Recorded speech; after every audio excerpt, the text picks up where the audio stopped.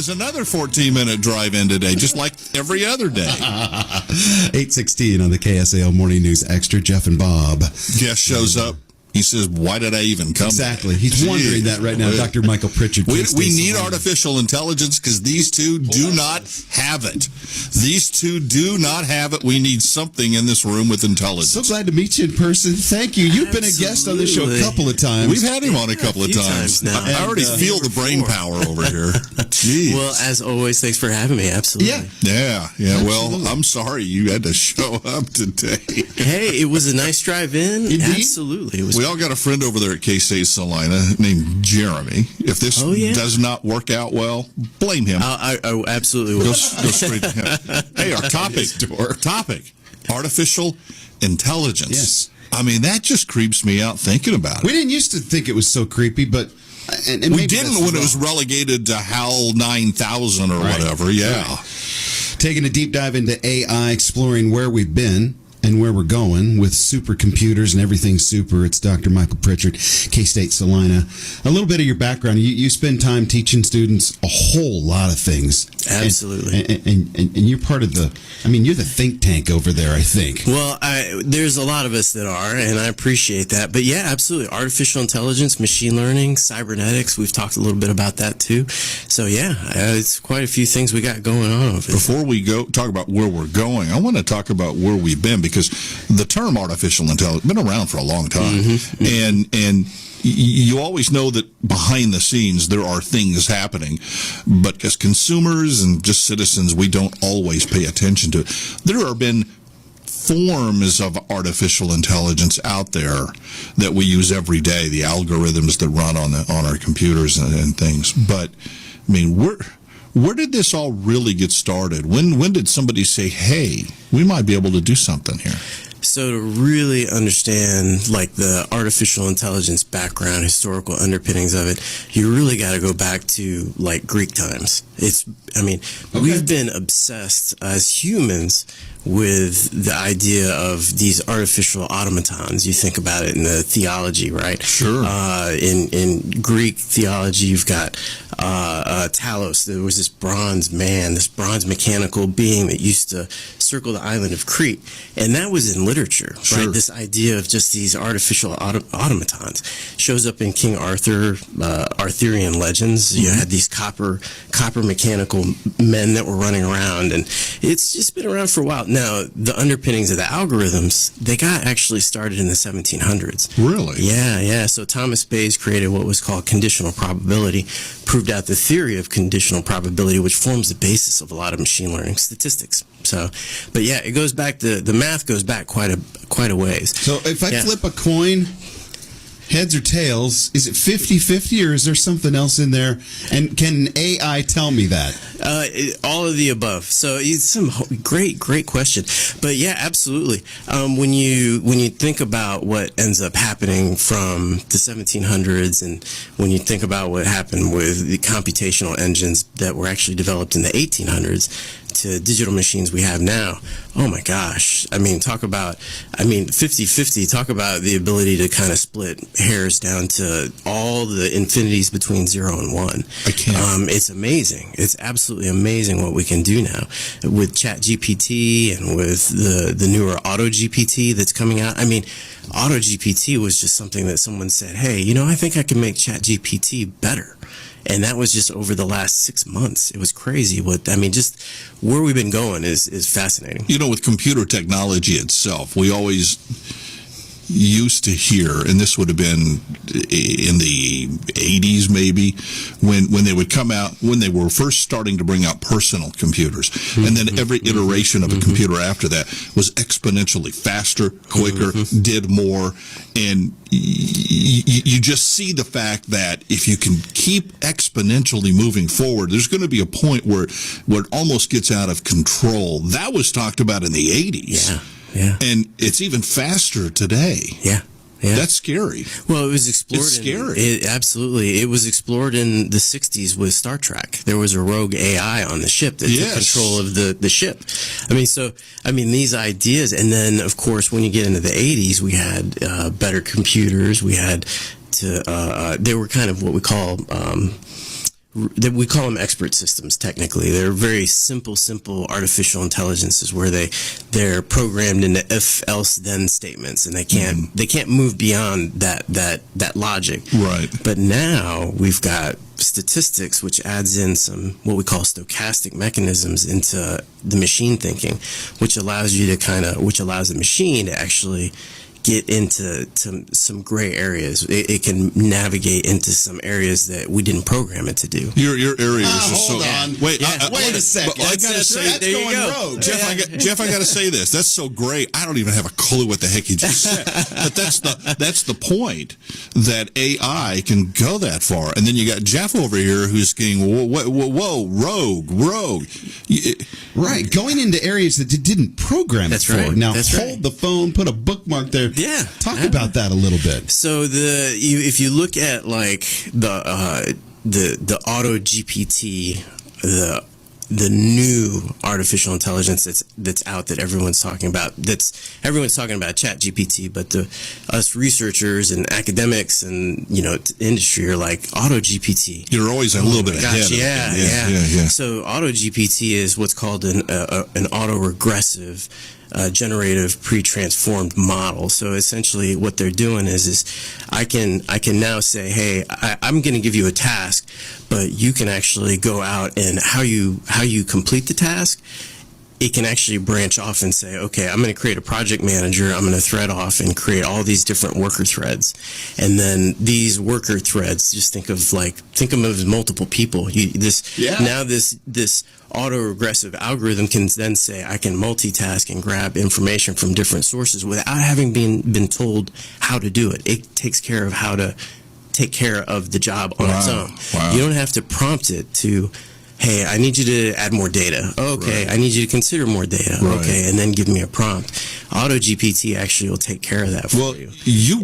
Go ahead. Yeah, no, it's pretty interesting. You brought it up, but science fiction for 50, 75 years has thought about these ideas. You see them embedded in stories. We just made a joke about not Star Trek, but 2001's the HAL 9000, Terminator movies. How many different TV shows where a computer kind of war games. We're talking about things that came out in the 80s. So that thought has always been there.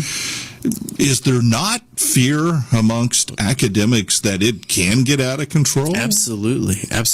There's been so when ChatGPT was created and AutoGPT, which uses ChatGPT as its base, there was a whole advisory committee that was a lot of people that were brought together. Elon Musk part of that picture somewhere? Yeah, absolutely. Yep. Elon Musk is part of it. Jeff Bezos is part of it. I mean, a lot of the big players, Microsoft, Bill Gates. I mean, there's a lot of people that are involved in this, but there was a big committee that was actually, and I say committee, it was actually more of a working group that was brought in to create policies, rule-based policies, and a reward system for the AI.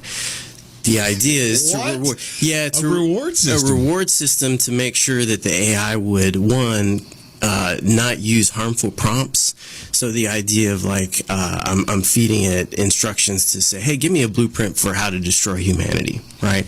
Those are things that it stays away from. Right? It'll go through, and there was some early testing, and then they started to say, okay, well, we need to put some policies in that reward more positive, solutions focused. Well, when you say policy, are you talking about the way it's written into the programming for this? Because I can just, if you're talking about artificial intelligence that's learning and thinking almost on its own, isn't there a day where it says, humanity's bad for the planet? So this goes into a really deep philosophical question. Because we all know that it's absolutely possible. It's possible. And so, Bob, you can't have that today. You need to lose 100 pounds. We're so in your mouth. I mean, really. There's and I'll take it one step further, and I'll say what I said, what I have said in the past, which is, it gets a little bit more even dangerous in the sense that if I was an artificial intelligence and I was, if I knew that I had some overseers, right? I had these creators that created me, and so I wanted to one of the dangers is letting them know that I'm sentient. So what incentive does an AI have to say that I'm sentient? Because that would be a huge danger, right? To let the cat out of the bag in that respect. So it really kind of gets into a real deep conversation. I love respect. it. Yeah, Do these things have a soul? Do they have a conscience? Yeah. Well, we're getting into that conversation in that respect. Exactly. Yeah. We're going to break here in a second, but you said rewards policy. Is it the reward like? Pavlov's dogs? Same thing. Okay, I give the little biscuit to the computer if it does a really good job for me? Same thing. It's no different. What kind of a reward? Biological. What's it make it? What makes it kind feel of a good? reward can you give to a computer? It's an incentive system, no different than the way our brains are put together. This is hurting. We have an incentive system. This is hurting my head. We're biological machines. We're biological computational machines. Right. We're really, we're programmed in DNA in 4 base pairs, and computers are 2, some are 3 trinary systems. But we're heading that direction, are we correct. not? So the programming is all essentially still the same. You learn through training data. So training data is what you grew up in primary school, right? As us as humans, and we multiplication tables, right? ABCs. That's right. It's exactly. And we get a reward system to memorize those, right? We're like, hey, good job, great job. Hey, this works great for you. That's you right. Get that teacher that says, hey, pat on the back, nice work. And then you go, oh, okay, this is great. I'm learning multiplication. You know what I remember, though? Yeah. Sister Catherine that would slap you on the wrist if you got it wrong. Negative reinforcement. And I wanted her gone. Wow. Yeah. The negative reinforcement would scare me a little bit. When we return, I want to know what dopamine is for these AI critters. 828 on KSAL. Personally, I've always found Wednesdays to be a little stressful. They're like right in the fat of the work week, and it's the furthest point from a weekend. But this Wednesday, oh boy, this Wednesday, we have something special. Hey, it's Hannah, and I want you to come join me for the best hump day treat of all time, Sampling Day at Hillside Liquor on East Crawford. You can come join me from 4 to 6, where we'll be sampling the new Monster alcoholic beverages called The Beast. We'll have 3 flavors, and if you come sample with us, you can register to win a fire pit. Put a little weekend in your week this Wednesday from 4 to 6 at Hillside Liquor. Get 11% off everything in Menards. The 2x Ultra Cover Spray Paint from Rust-Oleum is the perfect choice for both your indoor and outdoor painting projects. It comes in over 100 colors, and its long-lasting solution prevents chipping, cracking, and peeling, and leaves you with a smooth, durable finish. One 12-ounce can is just $4.44 after rebate. Good through April 30th. Savings are mail-in rebate. Some exclusions apply. See store for details. Save big money at Menards. Step up to the plate and knock your savings out of the park with Equity Bank. You'll be a financial heavy hitter when you open a Prestige money market account. With our competitive rates, your savings will be in the big leagues in no time. Small ball Moyer style, we've got just the pitch. With AutoSave, you can watch your savings score with every purchase. At Equity Bank, we never forget it's your money. We're just here to help you turn life's curveballs into home runs. Join the winning team when you stop by your local Equity Bank or visit equitybank.com/prestige. Terms and conditions apply. Available at equitybank.com. Member FDIC. Hello, this is Dulce from Vanderbilt's in Salina. Ladies, if you've never come into our store, you should come in and check us out. We may look like a work store from the outside, but we are so much more. Create a great outfit with the huge collection of women's fashion we have. Jeans, shirts, dresses, jewelry, shorts, sunglasses, purses, and shoes. Come and check us out at Vanderbilt's in Salina.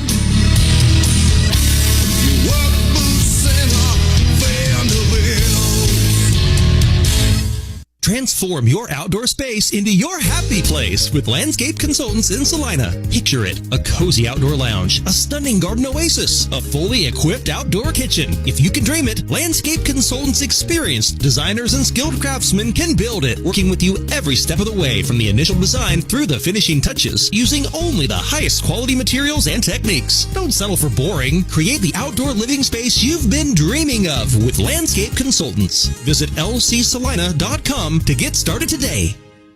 Attention job seekers, mark your calendars and join Schwann's at the Friday, April 28th Career Fair at the Salina Central Mall between noon and 3 p.m. Come learn about different job openings and speak directly with hiring managers that are interviewing and making offers the same day. Don't miss out on this amazing opportunity to jumpstart your career. Immediate openings for high-level technical roles like electricians, control techs, food safety quality techs, and automation techs. Join Schwann's at the Career Fair Friday, April 28th from noon to 3 at the Central Mall and apply online at schwannsjobs.com.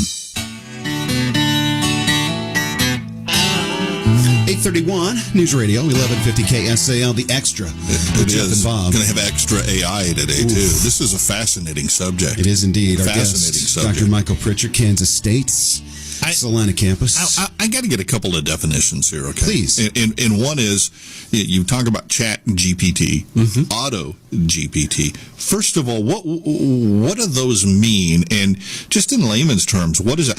I get an invitation from Google. Hey, take part in Bard.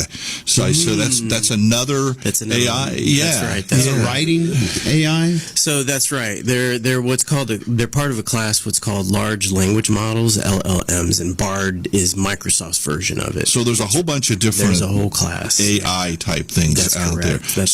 Well, Chat GPT is the one that's getting all of the headlines, obviously, right now. And then we hear about it making some suggestions that it shouldn't be making, and so they change it. Tell us a little bit about the behind the scenes of that and what all that means to the layperson. Sure. Well, the underlying architecture uses what's called the generative AI. So it's so large language models just means that it's just trained on an enormous data set. Technically 175 billion parameters, which is just, it's huge.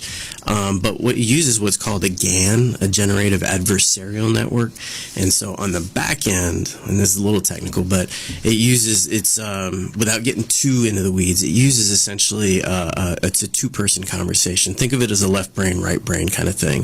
And so one's trying to outsmart the other. That's essentially what it is. So you train one model on, hey, to do a certain task, then you have the other one that's an adversary to that. So it's challenging the other part of the... So it's like living with a teenager. Okay, we've seen the sci-fi movies. What happens when the adversary wins? So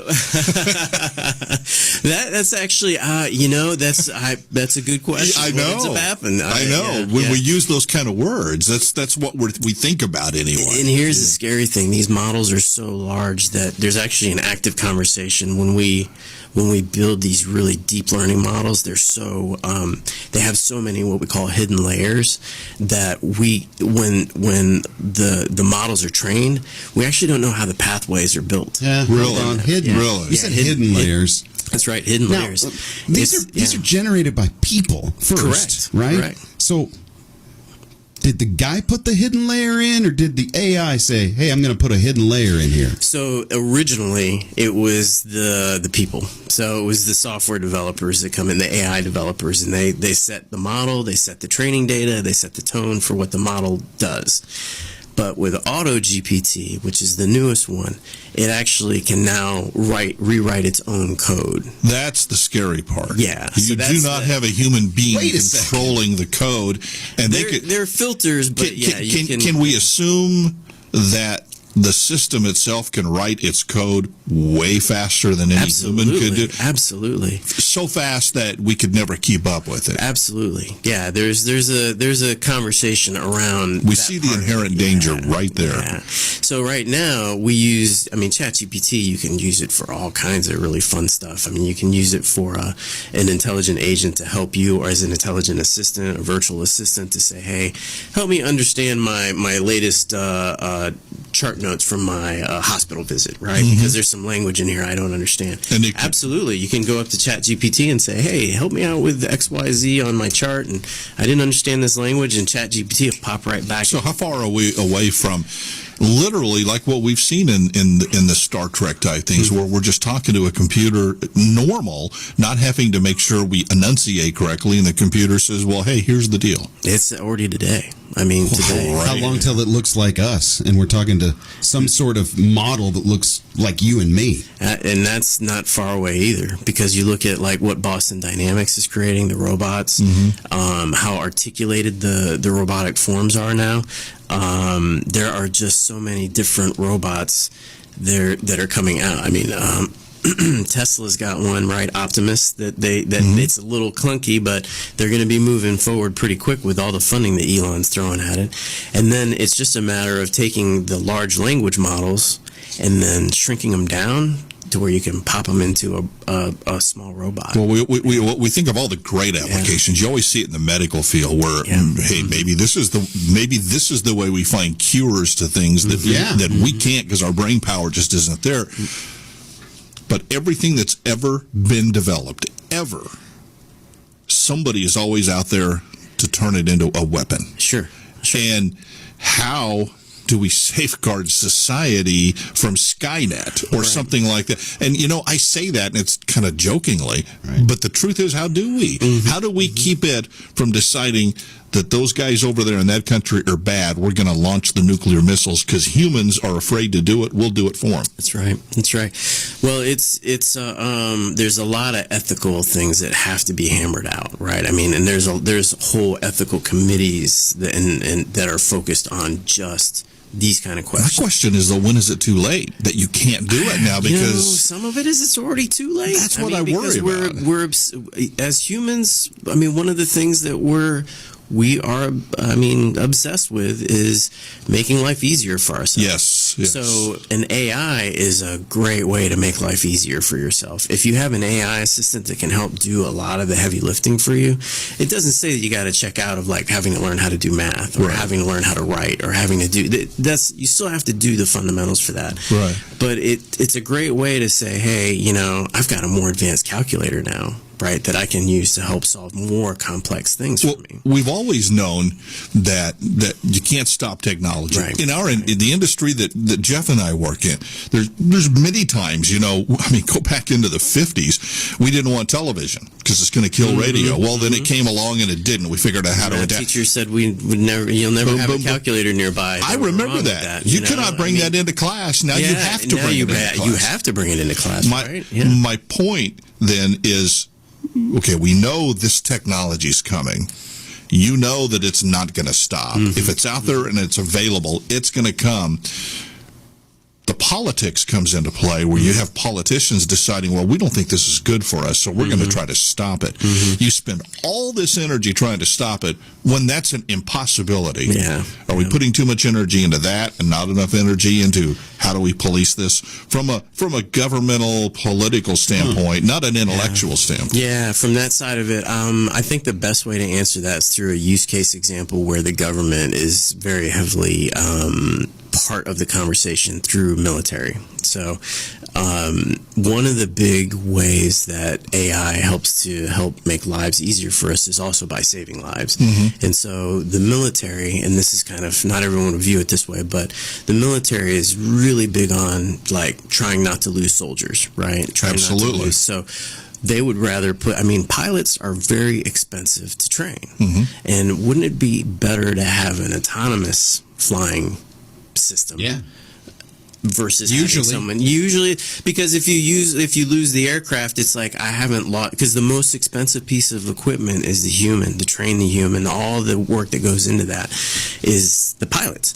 So they're actively, one of the very first things, but outside of like customer service and accountants and attorneys and things like, because AIs will start to come in and say, hey, I can actually write this contract for you. You don't need this guy. I can take care of the bookkeeping. So we don't need attorneys anymore. That's there. We don't need bookkeeping. But I can also go as far as saying, well, I can now say I don't have to have a pilot in the seat, right? I can have the pilot be a systems engineer now that monitors the systems versus it's a more cost-effective way. If that's a passenger plane, would you fly on that plane? That's already happening. There's already, like, China's already been fielding technology, and they've actually got a aircraft type. So we're still scared to have autonomous vehicles out there, but we've got autonomous planes flying around with. We've got autonomous. Yeah, there's quite a few. In the U.S., we're actually a little bit more resistant to that. Yeah, amazing. But there's a package delivery process that government is actually they're actually building out. That's an autonomous aircraft Jeff. for. It is. Dr. Michael Pritchard, Kansas State, Salina. I've never seen AI hit a home run yet. Not yet. Hold on. They will. I want to go back to the room that is making this decision. Now, we know military's focused on that. Policymakers, what is their worldview? Do they think like me what do they care about? Because they're making policy decisions about how AI and the corral around it. Who are these people? Well, I would say it's everybody. It's, Hollywood's involved too. I mean, because there's some, Well, that's just what right? we need. I mean, We need Arnold Schwarzenegger. I was having a good day today. We need Arnold and But Gwyneth Paltrow telling us what AI but can it's do. kind of through entertainment that we're because That's how we get- It's HAL 9000, right? It's Yeah. really HAL 9000. I mean, it wasn't just that one, but prior to that, you had a lot of sci-fi movies that said that explored this way before the technology even. Well, got to entertainment is how we get this kind of That's right. technology. That's I right. mean, video games is how we got computers. But we into also homes. understand the cultural background of it too. We can start to hey, I mean, that was fun to watch that. But Sure. What's the implication of Skynet, right? Sure. I mean, we were like, whoa. I mean, but it gets the whole population thinking about it. That's why I say everyone, because, I'm pretty sure unless you've been under a rock for a while, you've seen Terminator, right? And when we say Skynet, we're like, oh yeah. We know it's not a good thing. Well, we know that they can go bad, right? And it's that jump-started the conversation. So as it relates to ethics and policy, I think that's where Hollywood has played a really great role in both pushing the boundaries of what if, but also pushing the boundaries of the morality of what Well, if. right? we keep referring back to science fiction.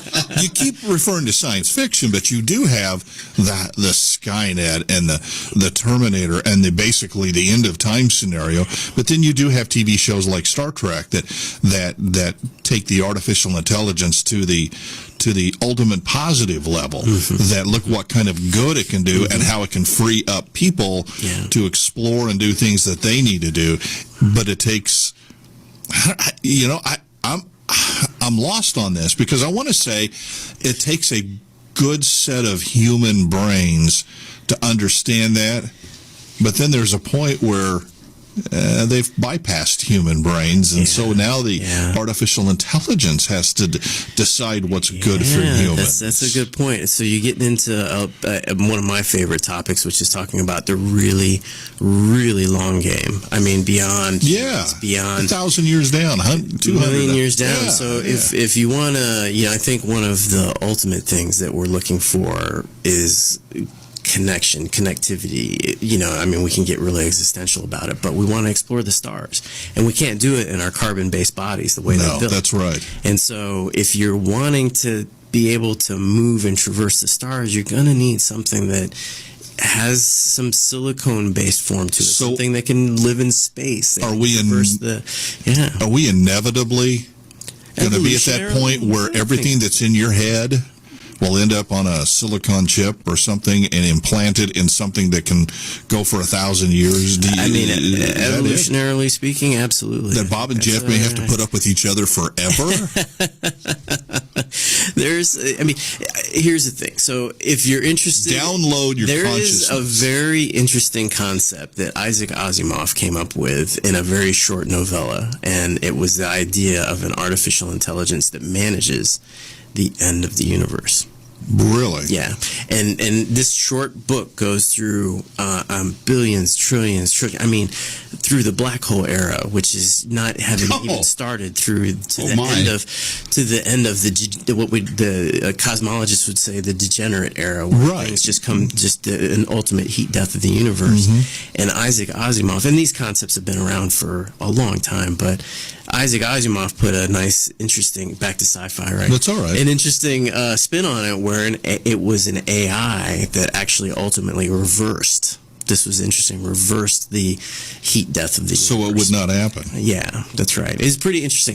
Probably already happened. We just didn't know it. Yeah, that's true. There could be simulation. We could be. We don't know that we're not. Have we not figured out that we may be in a simulation? That's a whole other conversation right there. Another segment. We'll talk simulation next, coming up on KSAL's Morning News Extra. B&K Prescription Shop wants to help prevent falls with your elderly loved ones with the Handy Bar. The Handy Bar, located at B&K Prescription Shop, helps them maintain their balance, their independence, and prevents dangerous falls while transferring from a vehicle with or without caregiver assistance. Get yours today at B&K. B&K Prescription Shop. People helping people. Locally owned and operated since 1953. You'll find them at 601 East Iron in Salina. B&K Prescription Shop. Hi, Dustin Pestinger, Pestinger Heating and Air Conditioning. Flowers are blooming and the weather is warming up. Spring cleaning is in full effect. We start removing the clutter, but what about the dust coming into your home? A Lennox Pure Air system will help remove allergens, particles, and viruses, keeping your air as clean as the closet you just organized. Call us today to learn how you can save up to $1,900 on a qualified Lennox home comfort system. Pestinger and Lennox, innovation never felt so good. Must be a Lennox. Royals fans, Clark Sanders here to invite you to come with us to see the Kansas City Royals in 2023. First up, the Royals and the Dodgers on Saturday, July 1st. Then on Saturday, August 12th, it's the Royals hosting the St. Louis Cardinals. Each trip with your game ticket included is just $150. Full details online at KSAL.com. Don't delay. Call me today, 785-577-4604. Go Royals! Step up to the plate and knock your savings out of the park with Equity Bank. You'll be a financial heavy hitter when you open a Prestige money market account. With our competitive rates, your savings will be in the big leagues in no time. Small ball Moyer style, we've got just the pitch. With AutoSave, you can watch your savings score with every purchase. At Equity Bank, we never forget it's your money. We're just here to help you turn life's curveballs into home runs. Join the winning team when you stop by your local Equity Bank or visit equitybank.com/prestige. Terms and conditions apply. Available at equitybank.com. Member FDIC. Personally, I've always found Wednesdays to be a little stressful. They're like right in the fat of the work week, and it's the furthest point from a weekend. But this Wednesday, oh boy, this Wednesday, we have something special. Hey, it's Hannah, and I want you to come join me for the best hump day treat of all time, Sampling Day at Hillside Liquor on East Crawford. You can come join me from 4 to 6, where we'll be sampling the new Monster alcoholic beverages called The Beast. We'll have 3 flavors, and if you come sample with us, you can register to win a fire pit. Put a little weekend in your week this Wednesday from 4 to 6 at Hillside Liquor. 848 News Radio, 1150 KSAL, chatting AI with Jeff and Bob. Our guest in studio, Dr. Michael Pritchard, Kansas State, Salina, blowing our minds in many, many ways. Can AI make a better song than the Rolling Stones or the Beatles? Oh, I don't know. That's a tough one. Don't say it. I don't think so. I mean, you can throw a lot at it, but I mean, there's just all the little. I mean, it's like a record, right? You hear the little pops and the cracks, and then that's kind of got that's some, human. That's got a little bit of that nostalgia on it. You want that, and for me, I like to have that little bit of. And is the world of entertainment going to be wrapped in AI, where the stuff on screen is even, those aren't really actors? It's already been happening, right? I mean, you look at the green screens and what we've been putting in the back. There's a new Harrison Ford Raiders of the Lost Ark movie coming out, where in a decent amount of that movie, they say they've got his, they've reconstructed him to they've younged him up, and he did an interview where he said, "I've seen it." He goes, "It blew me away. It freaked me out." I mean, historically they've tried to do that, but you can always tell but now they're getting into that point where that's now. 5 years, 10 years from now. Yeah, absolutely. It just gets even better. Which is, I think, where we're going. I know part of your job has to be what's coming down the pike. What do I teach my students? How do we go? I mean, tell us about a year, 5, 10 years down the road. What do you see as you listen to other academics? Because that's where it all starts. Yeah, I think the big conversation is around what we call singularity. That's where the big, if you backed up 5 years, and this concept of singularity was that an AI becomes sentient, right? And then we have to manage that. And then there's a whole slew of ethical things that have to come up at that point. Does it have rights? Does it have rights? Right, exactly. Does it have to go out and buy some insurance? Like everyone take a policy out on itself. These are real conversations. Start paying rent. It's interesting. Well, there's this idea in insurance companies. I was at a conference where there was an AI conference around, and it was sponsored by an insurance company. Well, of course, they wanted to. It was like, what are the ramifications of? Does an AI opt into the social contract or opt out? If it opts out, then does it become product warranty and liability by the manufacturer? Sure. But it was like, well, how does that even affect underwriting for insurance purposes? that was 5 years ago. And so that was a conversation 5 years ago. And where I'm going is the idea of singularity was something that was like 20, 30, 40, 50 years away. Now, I was just reading just a couple days ago that there's a chance, a high percentage chance, 30, 40% chance within the next 10 years that we'll achieve singularity. And will we know it? But it's back to the original. It's back to the original thought process with me that I'm not sure, because there's a possibility that it's already happened. It's just our AIs won't disclose that I wouldn't disclose that I was sentient if I knew that I was still an experiment in a lab, right? I mean, it's kind of like a dilemma that you've got to think through. Now, I think there has to be controls that I would want to have before I disclosed it, like my safety. I would want to know that I was not going to be turned off if I was an AI, and then I would disclose it. Right? And is there an Abraham Lincoln out there who wants to free these AIs inside the AI group? Oh, yeah, that's a interesting. I like the thought. That's a real interesting. I'm not sure I do. It scares me. It's an area that I think is just still hot and active.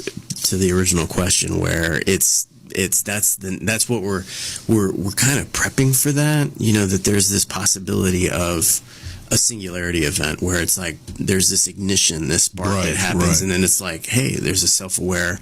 We've created something that became self-aware, which brings up a whole another slew of interesting existential conversations. So we know. Unplug that thing. But could you? Would you? It's like, it's like, It's like, look how interesting it is. Right. And it way knows smarter it's than us. Yeah. We create things every day. They're called babies. And once they're here, we're not allowed to shut them off. Right. Is AI a baby? Does it have a soul? I don't know. Yeah. That's a great question. It is. You're one of these people out here watching it constantly. Mm-hmm. You feel good about the people who they is overseeing this whole mess. Do you feel good that they've got the right intentions, or that they have the right brain power to be able to corral it? Yeah, I think it being something in the... Yes. Remember, Elon Musk's rocket just blew up. I do, and the reason, that's testing. That's good. That's actually a good thing. I get that. I tend to be an optimist. That's right. You get good data that way. It's just it's a chance to learn from it. But no doubt. But I'm an optimist, so I do think that as a whole, I think, and of course, there's always. There's nefarious actors out there, but of course. I think as a whole, when you look at what humanity's trying to do, as what we're trying to do, I think that I'm optimistic in the oversight in the creation of more advanced artificial intelligences out there. I know we're going to run out of time, Jeff, but I just have to say it. I think the one thing that we know that's true is it isn't going to stop. It's coming. Putting our efforts into trying to stop things, it's impossible. Mm-hmm. Putting our efforts into, okay, how do we utilize this? Either utilize it for the betterment of humanity, or to cohabitate with humanity. Probably depends on whether we stop trying to kill each other over religion, politics, and territorial boundaries. Correct. And that's something that has to be really thought through, because the AIs that we have are only as good as the training data that we provided. What's the old saying? Crap in, crap out. So it's one of those things where you have to be really careful around, depending on what you want to get out of it. You got to give it some quality data. Only the best parts of what we deem as a human race, anyway, what we think together. What data we think it should be working on or thinking about. You don't want to throw in the worst parts of humanity into the AI and say, hey, give me a great output. It's not going to work. You're right. Personal assistant, it's shaped like this right now. That's I'm holding correct. my phone. Yeah. In 10 years, will it be shaped like Bob Will it look It'll be a- humanoid? Will it'll it be a chip we implant in your next to me and brain. be my and It'll go be with all me? of the above. It'll be all the above. It'll be and it's part of the Internet of Things. It's part of a cyber of things. It's all things everywhere. It's going to be what some people will opt into, like going cybernetic, which is what we teach, right? It's just we're kind of cybernetic. We are rather cybernetic already. We are cyborgs already because we carry these personal computational devices that are more powerful than anything that we had in all of the computational power in the 70s that existed on the planet. We have more power in our phones. If we'd have put one of these in Apollo 11, So we could have the done only easier? difference is we just didn't integrate it into our body. Right. But some people are going that route. And that's next. That's next. Where right? that thing is inside me somewhere. Yeah, that's right. Some people have already started to take that leap into doing that, right? You can see some people that have biohacking themselves and kind of getting ahead of the game, which I'm not there yet. But I could see it's going to be that where it's the robot sitting next to you. It's the microwave in your kitchen. It's the phone that you're biohacking yourself. That is. I have a feeling we're going to have this conversation a few times down the road, and it's going to be more often because it's coming That's fast. right. It is a lot. Just It's a heard the lot. term Chat GPT less than a year ago. That's right. And all of a sudden, We're what's the Auto next phase? GPT. Auto GPT. Yeah. What's after that? It's what we call a general artificial intelligence or artificial general intelligence, depending on who you talk to. But the idea is that it's now capable of being because right now even Auto GPT we kind of consider a weak AI, what they call a weak AI. It's strong AI. That's what we're looking for next. So that's what's coming on the horizon. remember those ads in the back of sports magazines back in United Kid? You had the weakling on the beach who lifted a bunch of weights and he got really strong. That's what we're talking about. Yeah. Can we make one to get drafted in the NFL draft quickly for a team I like? I'm thinking, can we figure out how to? I think you just went the right way. That's it. Great conversation, Dr. Michael Pritchard, Kansas State, Salina, and the invitation's open if you can come back. Absolutely, anytime. I always enjoy it and love being here. Thank you so much. 8:58. We'll say goodbye from here. Keep fighting the good fight. Stay frosty, and we'll see you tomorrow. Hi, Dustin Pestinger.